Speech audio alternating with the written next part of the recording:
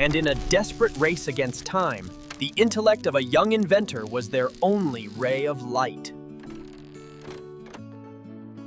Our story begins in a place where the river still sang its clearest and most beautiful song. Kira, with a soul as free as the wind, sent her boundless joy skipping across the water with every stone. Every step she took was a dance, a rhythm that matched the vibrant heartbeat of the peaceful forest. Leo, meanwhile, found his own world in the quietest and smallest of things. To him, every detail of creation was a puzzle, an invention waiting to be discovered. Here, every creature was part of a shared, carefree joy, innocent and without worry. The gentleness of nature was expressed in each moment, soft, trusting, and full of grace.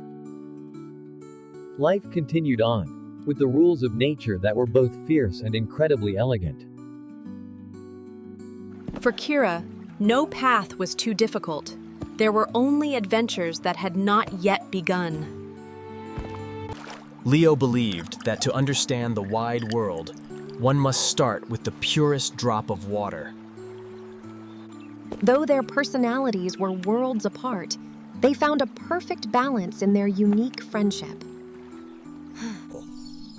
This forest held wonders, whispering secrets that only the most observant souls could hear.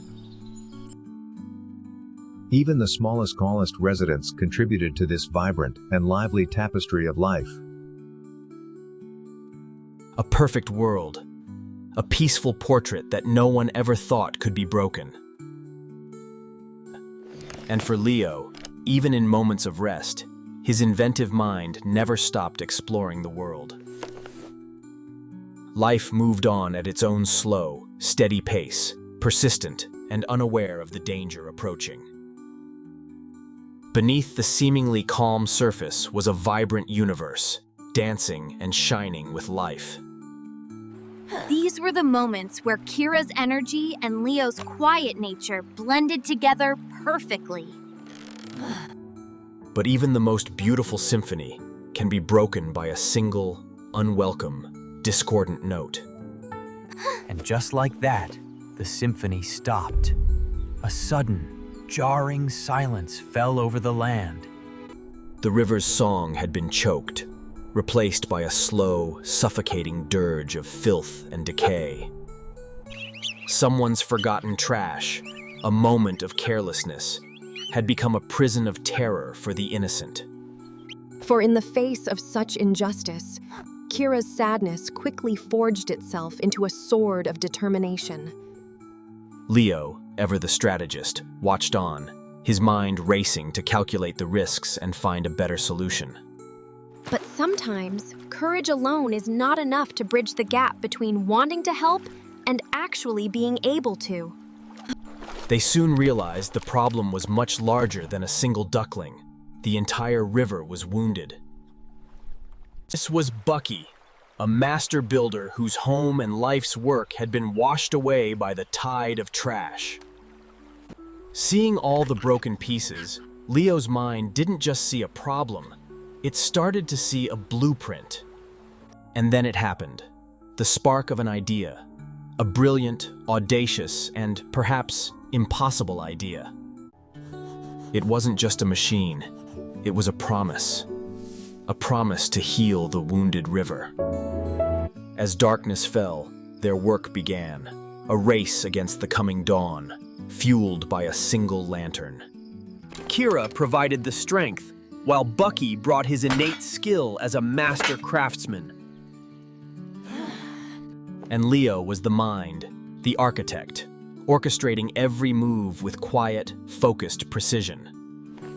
Every piece was placed with purpose, a small act of defiance against the chaos that had ruined his home.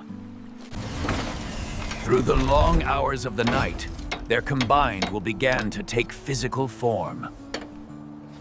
They had given the night their all, and now they could only wait and see if it was enough. This was the moment of truth, the culmination of a single idea and a long night's work. He engaged the machine, sending their mechanical champion into battle against the pollution. It began to eat the trash, clearing the water piece by piece, a slow but steady victory. Their moment of triumph was cut short by the sight of an overwhelming, monstrous wave of debris. With the machine on the verge of collapse, Kira knew that mechanics alone would not be enough to win. Bucky, seeing his home threatened once more, decided to take matters into his own paws. The battle was no longer about the river. Suddenly, it became about saving one of their own. With her friend in danger, Kira's strength multiplied, her resolve hardening into pure action. It was a perfect synchrony of bravery and brilliance, a final, coordinated push against the chaos. Exhausted and battered, they had faced the worst and won, not just for the river, but for each other. Dawn did not just arrive on the horizon. It arrived in the very heart of the healing river. Laughter and joy returned to the riverbank, washing away the memory of the darkness. The battle was over, and now was the time for quiet acts of friendship and care.